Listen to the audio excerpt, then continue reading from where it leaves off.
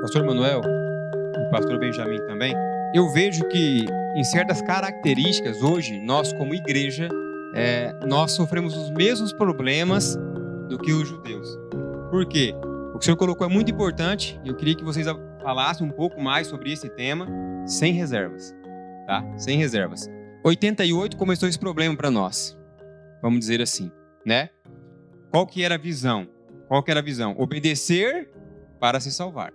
Aí veio ali a mensagem do céu. Eu obedeço porque eu estou salvo. Justificação pela fé. Será que nós não estamos muito aquém do que poderíamos já estar desenvolvendo porque nós ainda não entendemos essa mensagem?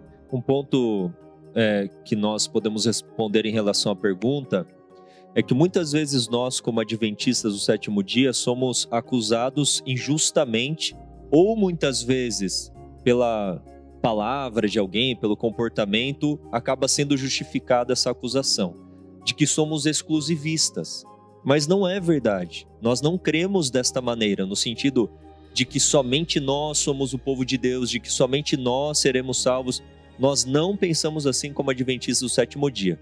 Nós entendemos que, como Israel foi chamado, nós também fomos chamados para sermos luz às nações, que nós temos uma mensagem singular a pregar para todo mundo, as 3 mensagens angélicas de Apocalipse 14, mas isto não nos coloca numa posição de favoritismo, de exclusivismo, de que somos melhores do que eles. Não. Tudo aquilo que Deus nos dá são ferramentas para servir. Então, eu vou dar um exemplo aqui, a reforma de saúde. Não é para criar uma barreira, um muro de separação. A questão é, separação existe? Existe no comportamento, nas escolhas, mas a separação não pode ter barreira. A separação não pode ter muro. Porque esta pessoa que vive de uma maneira diferente, de uma maneira contrária aos princípios bíblicos, ela tem que ter a oportunidade de se aproximar.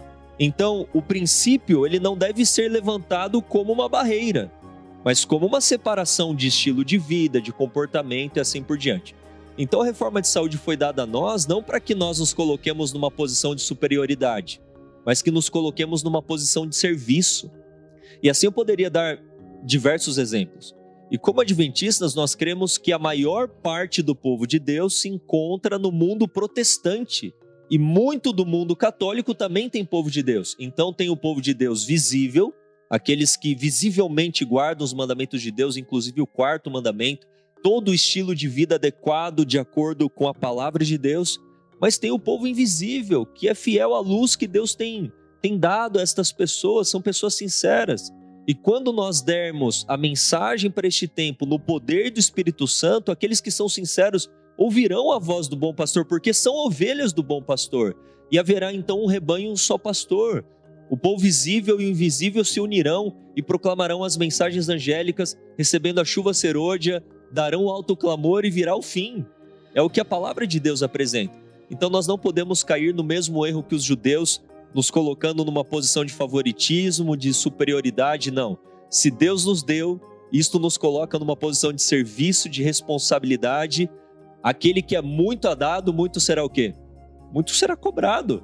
Então é um privilégio para nós, sim ou não? Claro que é um privilégio, é uma alegria, claro que é uma alegria, mas é uma grande responsabilidade.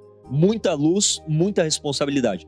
Os judeus receberam muita luz, porém com a luz eles foram irresponsáveis. Eles criaram estas barreiras pelo preconceito, pelo exclusivismo e deixaram os gentios de lado. Mas Jesus, não apenas na sua morte, mas durante todo o seu ministério ele mostrou que queria trazer os gentios.